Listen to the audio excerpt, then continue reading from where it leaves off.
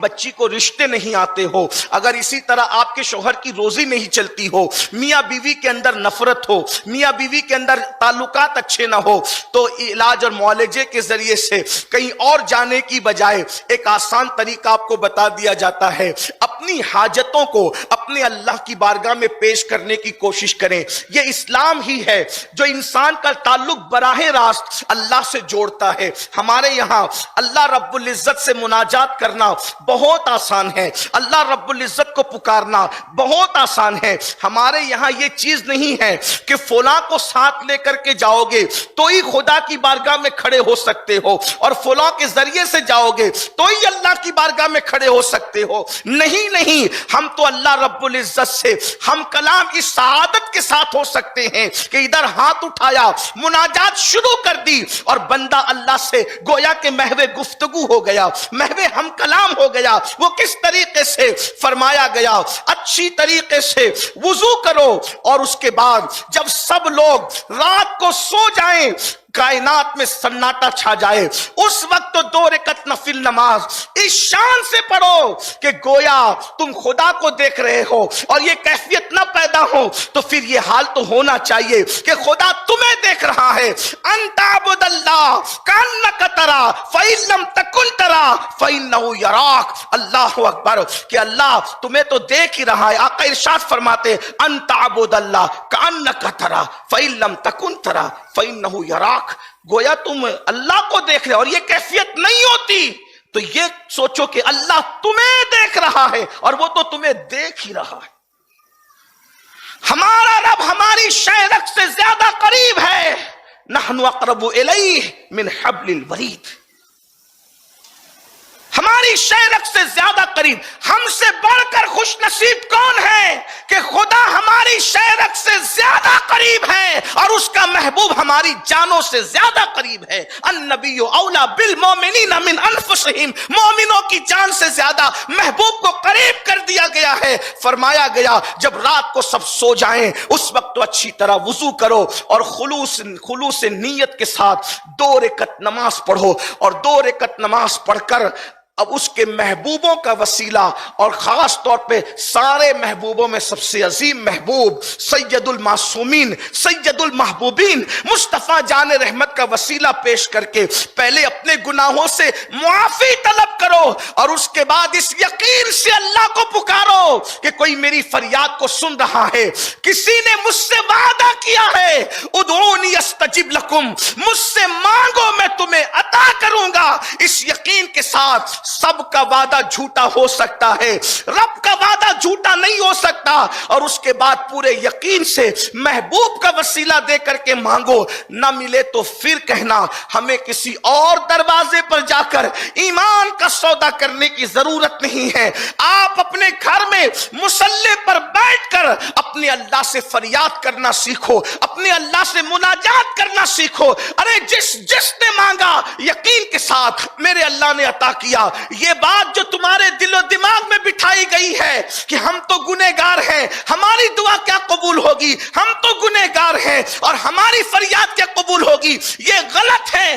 دعا کی قبولیت کے لیے نیک ہونے کی ضرورت نہیں ہے، دعا کی قبولیت کے لیے اللہ پر یقین ہونے کی ضرورت ہے۔ جو یقین سے مانگتے ہیں اللہ انہیں ضرور عطا کرتا ہے۔ اگر گھر میں نا اتفاقی ہے، ہمیں کسی منتر جنتر کی ضرورت نہیں، اپنے اللہ سے دعا کرو۔ وہ اللہ ہے جو اللہ اکبر ایک ننھے سے بیج کو جو مردہ ہے، نہ چل سکتا ہے، نہ بول سکتا ہے، نہ سانس لے سکتا ہے، ایک ننھے سے بیج کو زمین میں دفن ہونے کے بعد اتنی طاقت عطا کرتا ہے کہ وہ زمین کو پھاڑ کر کے کوپل کی شکل میں نکلتا ہے۔ جو بیج کو اتنی طاقت دیتا ہو، کیا وہ ہمارے درمیان محبتوں کے بیج نہیں بو سکتا؟ کیا وہ ہمارے درمیان محبتوں کی بہاریں نہیں لا سکتا؟ اور کائنات میں محبتیں کس کی وجہ سے ہے؟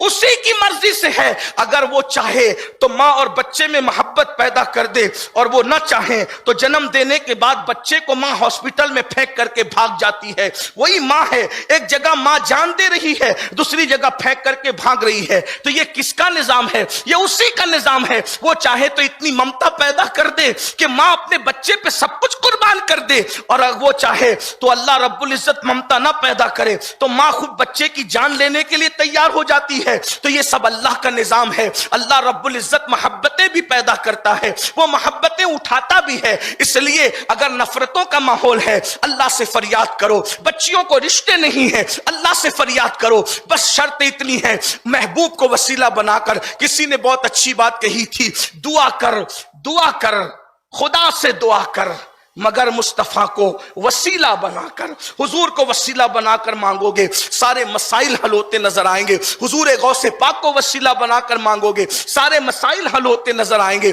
حضور غریب نواز کو وسیلہ بناؤ گے سارے مسائل حل ہوں گے. لیکن اپنی فریاد اپنے اللہ کی بارگاہ میں رکھنا سیکھو. یقیناً آپ علماء سے, مشائخ سے, سادات سے سب سے دعا کی گزارش کرتے ہو, کرنا بھی چاہیے, لیکن اپنا مسئلہ اپنے اللہ کی بارگاہ میں جتنا گڑ گڑا کر ہم رکھ سکتے ہیں کوئی اور نہیں رکھ سکتا. دعائیں سب کی لینا چاہیے مگر خود بھی دعا کرنا چاہیے.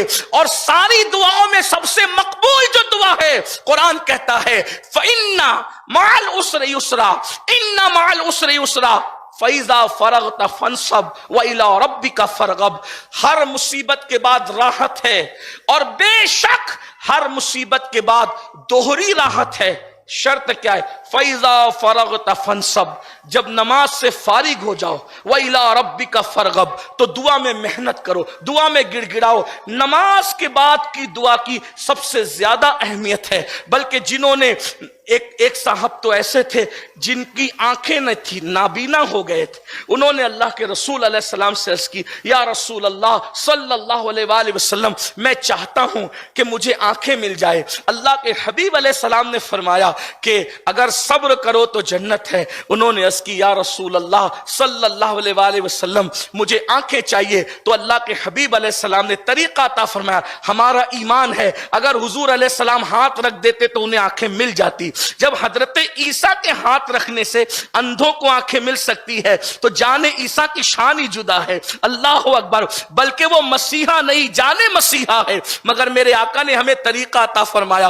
حضور جانتے تھے کہ قیامت تک کے لیے امت کو آنا ہے, سب کے لیے تو دست مصطفیٰ نصیب نہ ہوگا. تو حضور علیہ السلام نے قانون عطا فرما دیا.